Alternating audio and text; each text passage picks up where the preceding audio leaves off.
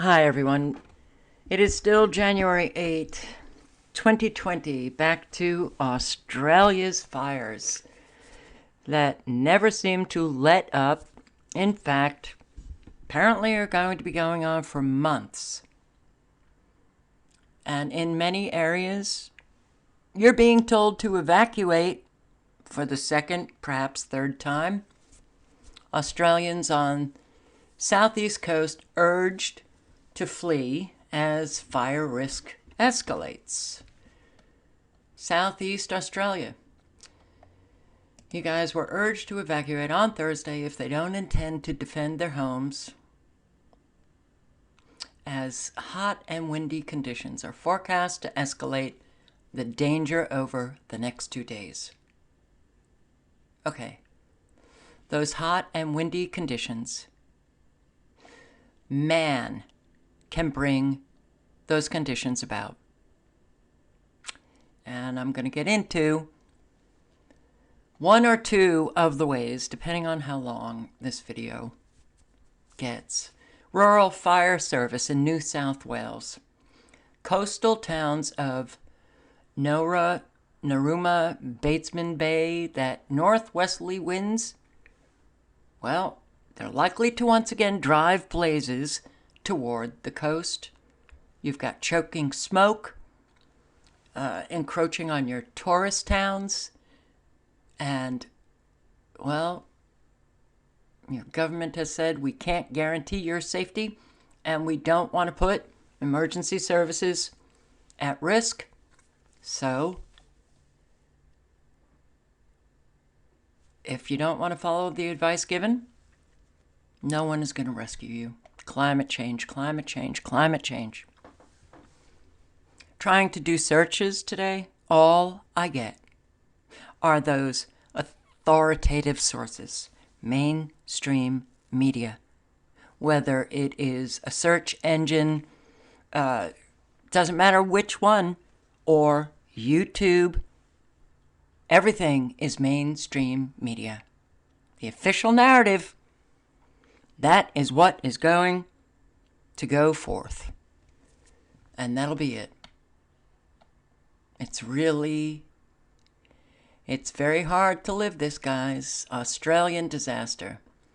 Seen by many as a harbinger for other countries' future consequences of global warming. Pope Francis has joined world leaders in expressing solidarity with the Australian people. Yes, I'd like to ask for you all to pray to the Lord to help Australian people at this difficult moment. The Lord? Okay, the Lord, God, works through people who are alive and here today. So, has the Catholic Church donated anything to help the Australian people? Because apparently he feels close to the Australian people. Now, is he close? I don't know. I don't know what that means. Oh, man. Fire danger ratings for Victoria tomorrow, which is 2 days away from me here in the United States. Here is the fire ban and fire danger rating map for Victoria. There's no low or moderate. You got high in southwest, and you have very high, you've got severe, you've got extreme. That's why they're calling for evacuations in Victoria.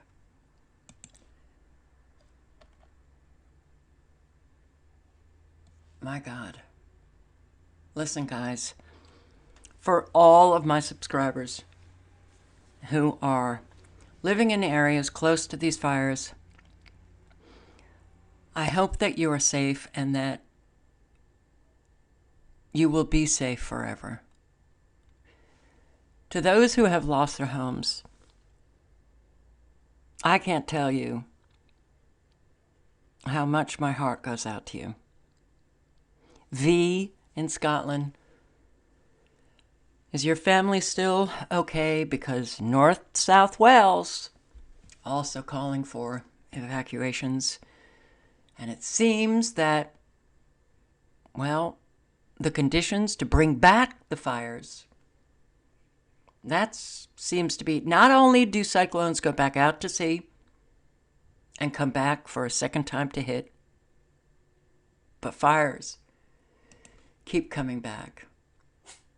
Australia issues new evacuation alerts as monster bushfires regenerate. Disaster level notice in large parts of Victoria.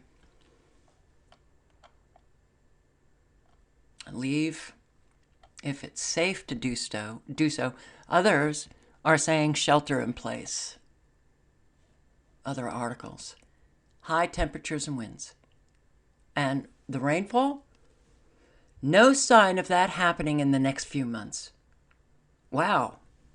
So meteorologists can't predict what the weather is going to be like 12 hours away. That's what's happening here in the United States. My hunch is it's probably happening in Australia too. But somehow they can predict you will not get any significant rainfall for months because man is controlling weather. Smoke blanketed Sydney, Melbourne, Canberra.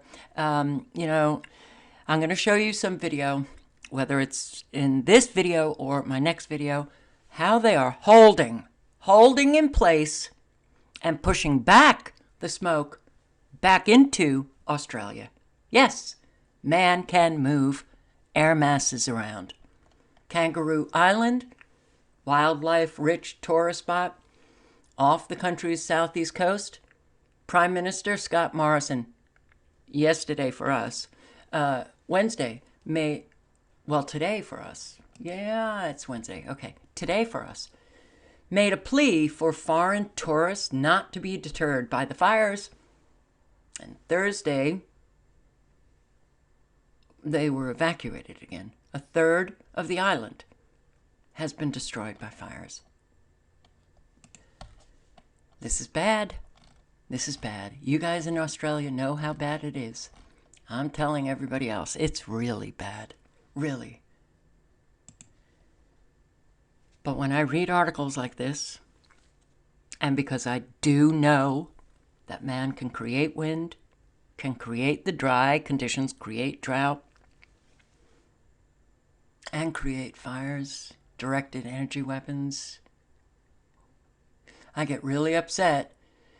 Bundanoon, I'm not sure if I've pronounced that correctly, no warning of out-of-control bushfire that leapt 30 kilometers in 2 hours. Wow, that's fast. These things are being pushed. I've been watching the satellite. I've been looking at the air masses. I've been looking at those clouds. And I've been looking at the nanotechnology. Whoa, it is all over the southeast of Australia.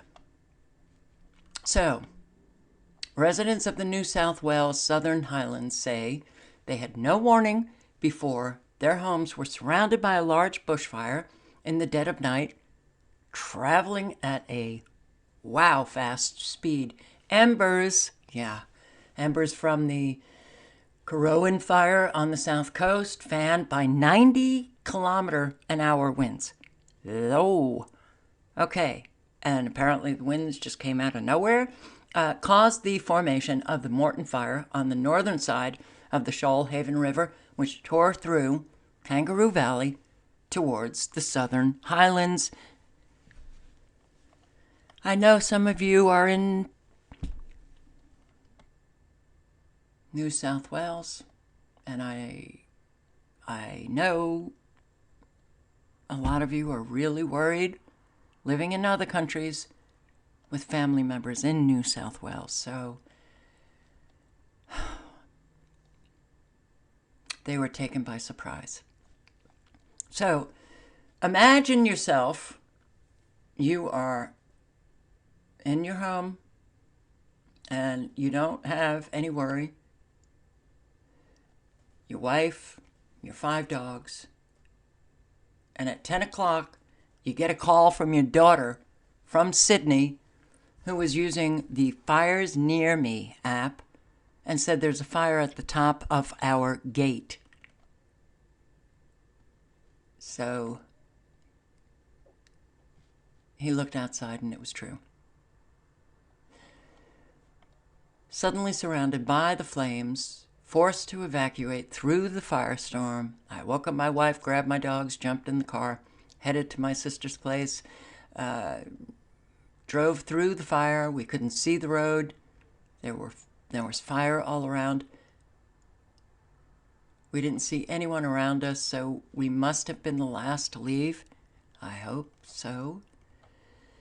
But he had mixed emotions when he got home and found that his house was still standing, yet other homes were completely destroyed. Completely destroyed. So,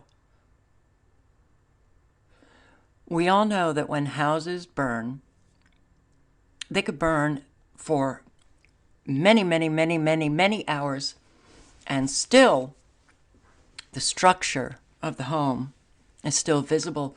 Parts of the home is still visible. No, we're seeing completely leveled homes in such a short amount of time. That should beg questions. But the southerly winds, when I read that, I thought of the movie Scorched, when they were talking about those southerly winds coming up. Well, they came up 90 kilometers an hour, pushed the flames north across the Kangaroo Valley and towards the highland communities of Bundadoon, Windjello, Exeter. Rural Fire Service said the intensity of the newly formed blaze greatly surpassed their forecast and left those on the ground with little time to act. It hit the whole area very hard.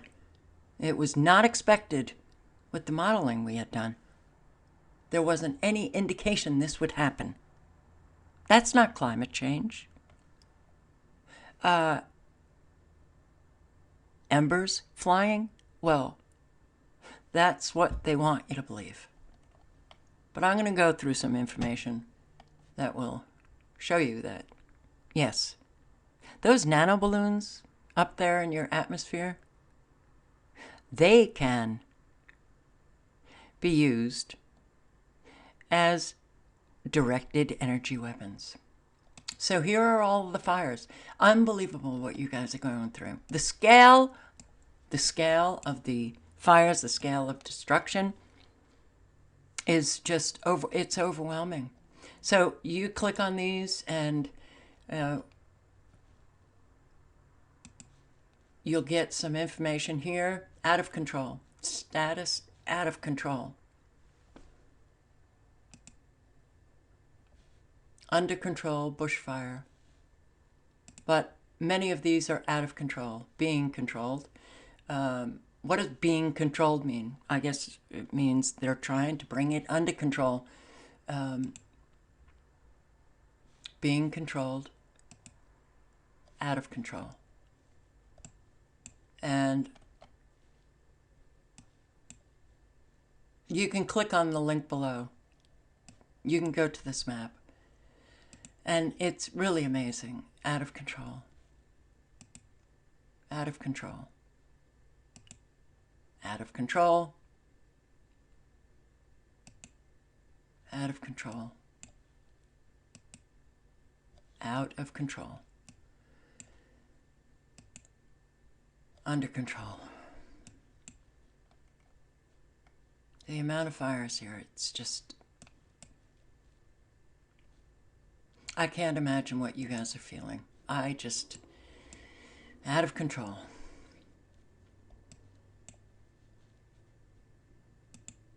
And this is the New South Wales area. Look at these fires. Our embers just flying from one place to the other, creating more fire.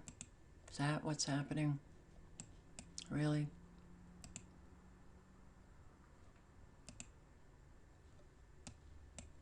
They're all the way up. Well, yeah, I mean, they are tracking your high-speed rail. that they want to be putting in. This is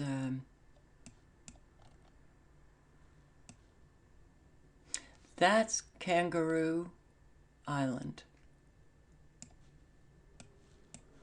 I thought Kangaroo was in New South Wales. But, all right.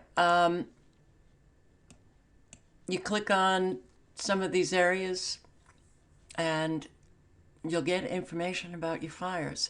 You need to keep up to date and decide what actions you will take if the situation changes. So, they give you the location of the fire, and this is just southwest of Brisbane,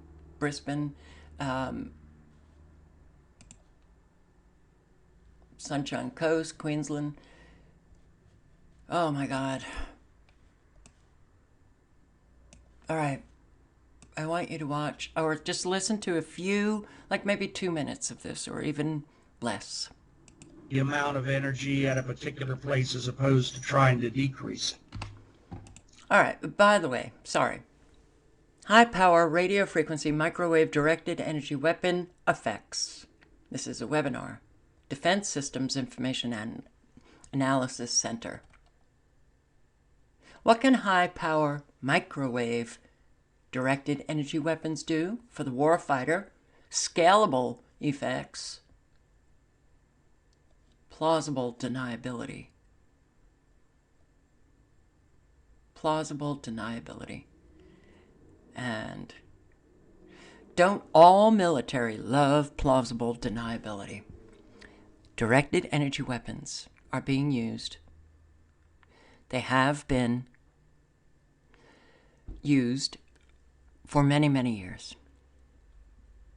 We are so surrounded by this fire of lies that we just can't seem to get out of. Oh, directed energy weapons when the California fires. 2017, 2018, mainstream media, oh, they had to come out because too many people were talking about directed energy weapons being used. Mainstream media, oh, it's just in a research stage, lying through their teeth. I can't stand it. I cannot stand it. But I want you to watch. Well, first let me show you this. This I captured this was yesterday, the 7th, at 7:25 p.m. Eastern Standard Time in the United States. Look at the air mass. This air mass is being controlled by man. You can see the microwaves. Oh, sorry. Yeah, that's all right. It's being pushed down with quite a lot of speed, but that's not what I want to go into right now. I want to show you, and this is Australia, by the way. Okay, so you see this nice defined circular pattern that is not natural. You see this right-angled cutout. You see the right-angled. You see the squared-off clouds. And you will see these clouds along your coast are being held there. Held in position. They don't move. The top air mass moves. But they're holding these clouds. You see the microwaves right here. They are holding those clouds. The smoke, if they hold those clouds there, the smoke will get more dense. The nanotechnology, these lines that you see, the nanoballoons, and yes, they are activated because you might not see it in the video once I post it, but yes, they are red and they are green, and that is the signature that they are activated. Look at the square. Okay, none of this is Mother Nature. All of this is created by nanotechnology, by man, using frequencies, electromagnetic frequencies, nanotechnology to create, well, cloud, precipitation, or not precipitation. The nanoballoons have sensors in them, so they might be collecting data from the sensors. And I am going to show you an article written by an engineer on the weather machine. This is a weather machine that you're looking at. And are you seeing? Okay. The weather, the air mass is going in different directions. Going in different directions. These nanoballoons are being held in place. Two different directions of air masses. As you can see, one going up north, one going south, this one coming in west, all of this. And what I've been seeing, big air masses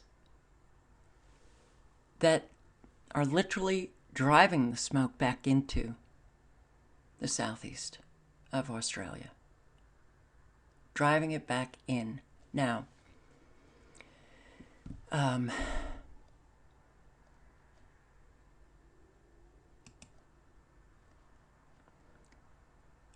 I really do hope that you can see the green and the, well, what looks like pink, but all of this creation here of these strands, very thin strands of cloud, that's not cloud. Those are nanoballoons. Nanoballoons that are in your fire areas. Up here, northeast, you've got a lot of nanoballoons, and you also have a lot of air masses going in different directions. But look at the number of nanoballoons that are suddenly appearing right above your heads. They're all over the place. And if you come to these sites and just watch it for a while, you'll see that suddenly they just come in from the coast and multiply. Self-replicating nanotechnology. Self-replicating nanotechnology. Do you see the colors? The green. This is not a strand of cloud.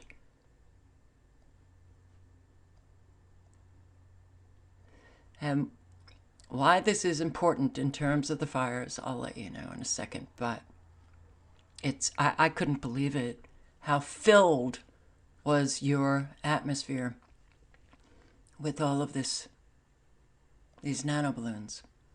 But you can see the air masses, they're going in different directions. Now, the nanoballoons, wherever that supercomputer wants them to go, they will go. They're like soldiers. They take their orders from the ground station supercomputer, the commander, giving the order. All of these blinking or the sudden appearance, I mean, that is a huge area, but it was pretty much throughout the southeast. You can see the air masses are going in different directions. Now, they can create tornadoes. They can create whirlwinds. They can create an awful lot of instability to bring about an awful lot of wind. They can control the velocity, meaning speed, of your air masses. That means they can control the speed of wind.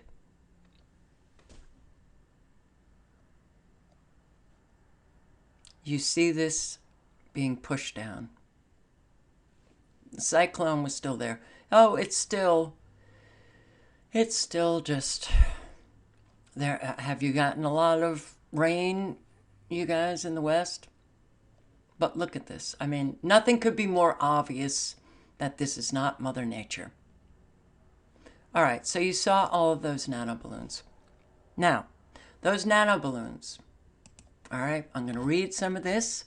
This is an article by research engineer, The Politics and Ethics of the Hall Weather Machine.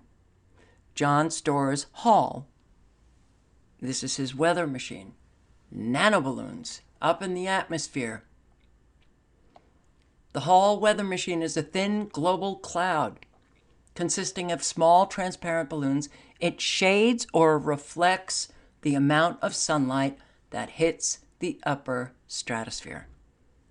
Shades or reflects. Okay. Let's watch this. Well, first let's listen to this. I'm sorry.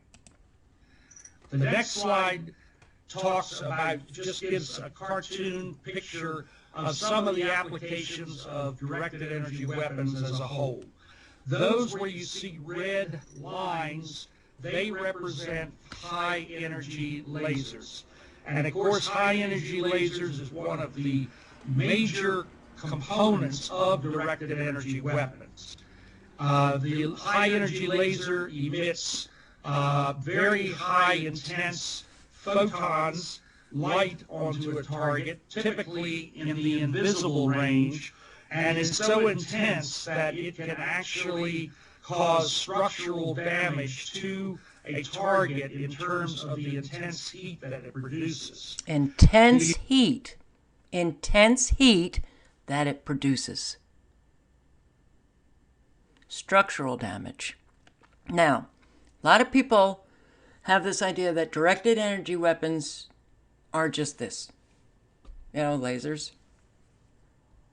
Directed energy weapons, your cell phone is a directed energy weapon. Cell towers where you live, directed energy weapons. Gwen towers that emit extremely low frequencies, directed energy weapons. Satellites that emit electromagnetic frequencies are directed energy weapons. Radar stations are directed energy weapons. So there's a lot of directed energy weapons. There's a whole lot that they can use. But those nanoballoons are directed energy weapons.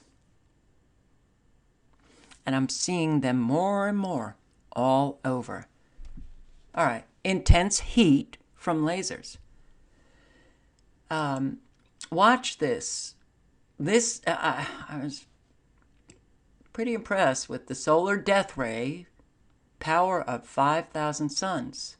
So I believe this young man is a teenager, and he put on this panel 5,800 mirrors and then walks it out and shows you what he can do with this.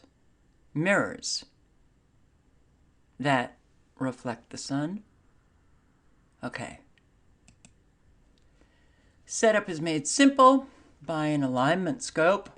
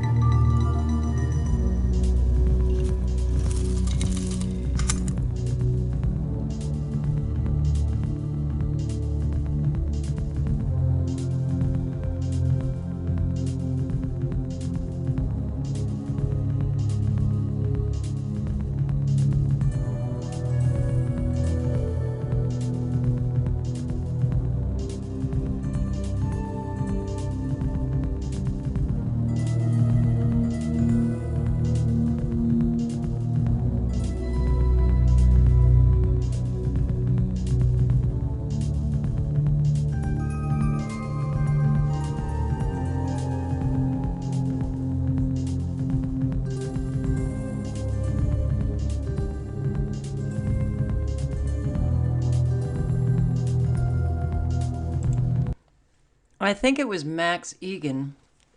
I was talking about how there are areas where even when the fire has been put out for weeks, you still can't walk on the ground, on the soil, because of how hot it is. There's also, I was listening to a video yesterday. They were talking about how these fires, the intensity of the heat, remember, lasers, very intense heat, and, well, very intense heat when you are reflecting the sun's solar radiation, okay, that the intensity of these fires are destroying the nutrients in the soil. Okay, so shades or reflects the amount of sunlight. That's what the nanoballoons do.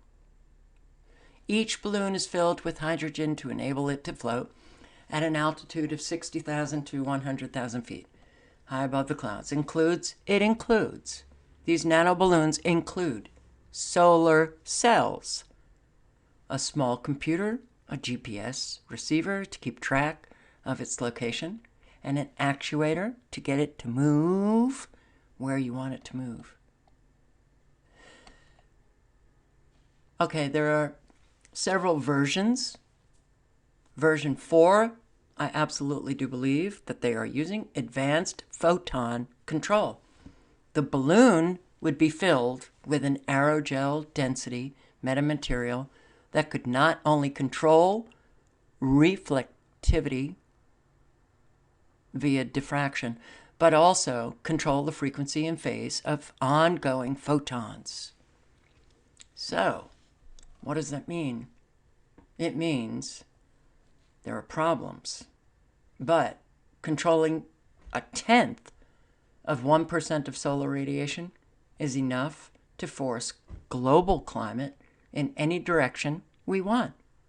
1% enough to change regional climate, 10% enough for serious weather control, but many are concerned about this weather machine. It can accidentally cause catastrophic weather. Oh, that extreme weather that we hear people, well, they attribute that to climate change. The accidental catastrophic weather, floods, tornadoes. And our weather here now in the United States, our forecast, pretty much it's extreme weather, massive rainfalls, flash flooding, winds that will take down trees, power outages, and possible tornado. That's a common forecast now, possible tornado. No matter where you live in the United States, possible tornado. Well, this nanotechnology, whether it's accidental or intentional, it can control the weather and it can create floods and tornadoes. Well, think about that weather tax. You know, as it is, we've got that vaccine tax that funds our vaccine compensation program. Oh, right. Vaccines are so safe, nobody gets injured. Well, okay. The vaccine court and that $4 billion that they have doled out to the vaccine injured. Do you think the vaccine manufacturers are paying for that? No. They don't. Not a penny comes from taxes. Will there be a weather tax to fund those who get injured by weather being controlled? I could see that happening. The weather machine wouldn't just control the intensity of solar and terrestrial radiation, but could also redirect and concentrate energy. So when you see redirect and concentrate energy, This was a concentration of energy. Oh, wrong one. That's what he's doing. Concentration of energy. So, concentration of energy could bring about fire. And these nanoballoons that you do see, they're very clear.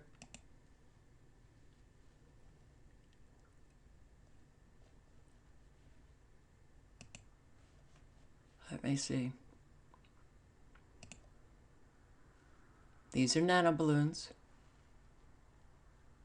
They can configure themselves. They're programmable. They can bring about all of these clouds. You can see the frequencies in the clouds. And they can park themselves as very thick stratus clouds to keep the smoke from escaping. And that's what I see along your southeast coast a lot. These clouds held steady. And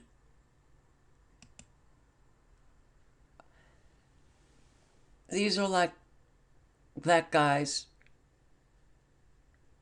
5,800 mirrors.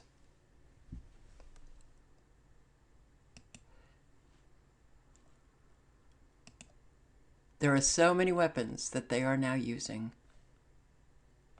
And